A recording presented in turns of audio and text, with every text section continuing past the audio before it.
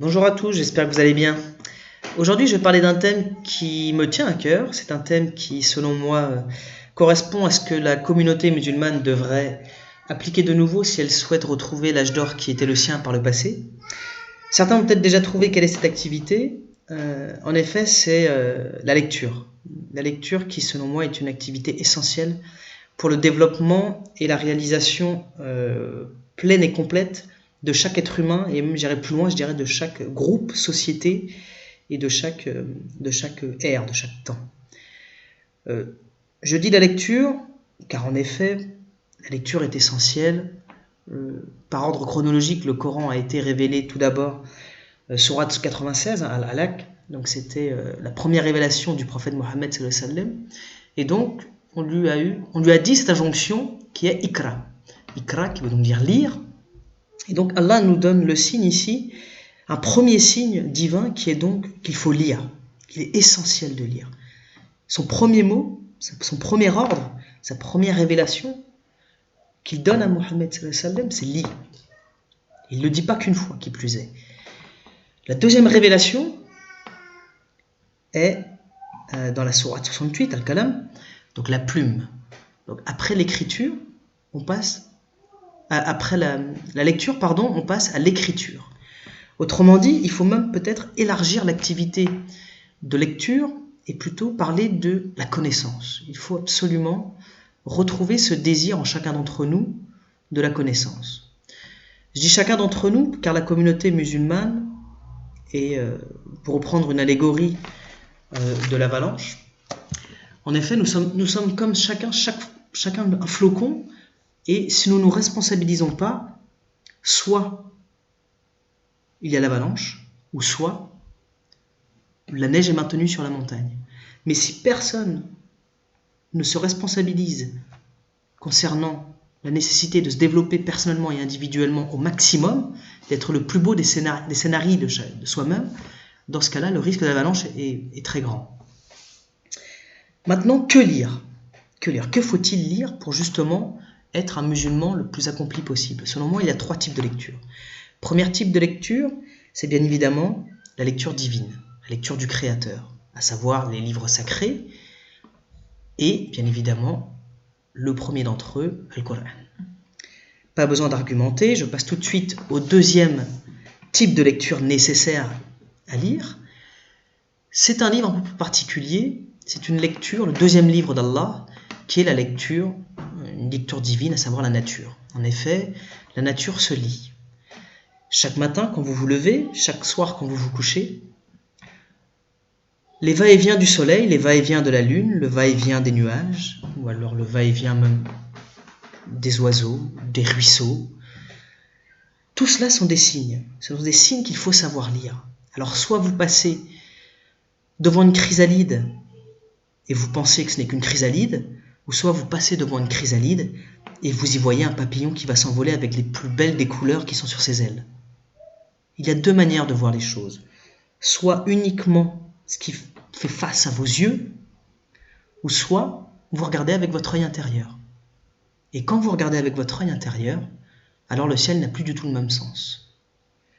Donc la nature est essentielle, et c'est ce qu'on appelle la contemplation. Il faut contempler chaque jour pour éveiller sa foi, son cœur intérieur, et donc se réaliser intérieurement d'une autre manière, d'un côté beaucoup plus émotionnel et spirituel, et non pas uniquement d'une connaissance complètement idéologique et très raisonnée. Donc il faut dépasser ce stade du quotient intellectuel pour passer à un quotient émotionnel, et ça change tout.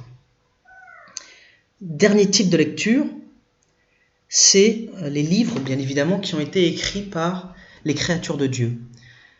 Alors, lire les plus beaux livres des créatures de Dieu, c'est essentiel, bien évidemment, car Allah a pris le temps de créer les plus grands cerveaux parmi nous. Et donc, le seul moyen que nous avons de pouvoir discuter avec, par exemple, l'imam Muslim, l'imam Bukhari, ou alors des plus récents, comme, des grands experts en astronomie, qu'importe. Mais toujours est-il, le seul moyen direct de parler avec ces gens-là, c'est la lecture. Ce sont des gens qui ont pris le temps de peser des mots, de peser des idées, Ce sont des gens qui ont pris le temps de nous laisser un héritage. Il est donc essentiel d'ouvrir le livre pour discuter avec ces gens-là. Ils ont tant à nous apprendre. Nous avons 2 oreilles, rappelons-nous-en, et nous n'avons qu'une bouche. 2 yeux. Donc il faut 2 fois plus écouter ces gens-là, 2 fois plus les lire avec nos yeux, et peut-être parler un petit peu moins. Alors certes, le goût de la lecture n'est pas donné à tout le monde, et c'est très difficile parfois de s'y mettre. Alors comment le faire? Tout d'abord, je le dis très clairement, ça va être très difficile. Mais justement, c'est ce qui nous est demandé. Et la notion de djihad, l'effort personnel sur soi-même de manière permanente, essayer de s'améliorer de manière continue, c'est l'essence du musulman, de vouloir se coucher le soir meilleur que ce qui ne s'est levé le matin. Chaque jour, on doit se coucher meilleur que ce qu'on ne s'est levé le matin. Ainsi, il va falloir commencer par faire attention à certaines crasses de notre société moderne. En effet, au premier desquels, il y a les écrans.